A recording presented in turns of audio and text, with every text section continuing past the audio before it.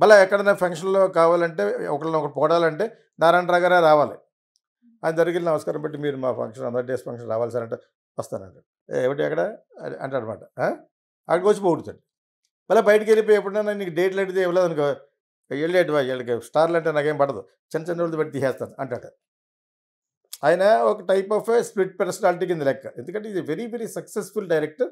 అంటే at the same time అంటే same number flops కూడా ఇచ్చాడు. ఓ 10 సినిమాల్లో 5 సినిమాలు హిట్ అనుకోండి, ఒక 5 సినిమాలు ఫ్లాప్ ఉంటాయి. అయినా కూడా సినిమాలు ఉన్న డైరెక్టర్ ఎవరంటే దాసనారాయణ. లాస్ట్ వరకు మోర్ దెన్ 150 సినిమాలు చేశాడంటే ఆయన ఆయన యొక్క ఇదే వేరు, మాటకారి, బాగా మాట్లాడతాడు.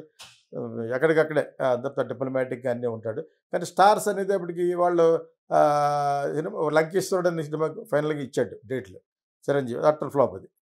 సో ఇటువంటి కొన్ని కొన్నప్పుడు ఈ stars cannot effort to give. పెద్ద డైరెక్టర్ లేని ఎందుకు ఇవ్వరంటే ఆ సినిమా హిట్ ఫ్లాప్ అయింది అనుకోండి, వాళ్ళు మార్కెట్ పడిపోతుంది. హిట్ ఫ్లాప్లే మెయిన్, సక్సెస్సే మెయిన్. సో ఆ సక్సెస్ అయిన డైరెక్టర్లు చిన్నవాడే అయినా కూడా, చిన్న డైరెక్టర్ అయినా కొత్త డైరెక్టర్ అయినా ఎందుకు ఇవ్వాలనుకుంటారంటే నెక్స్ట్ సినిమా మళ్ళీ సక్సెస్ అవుద్దామని ఇస్తారు యాక్చువల్గా.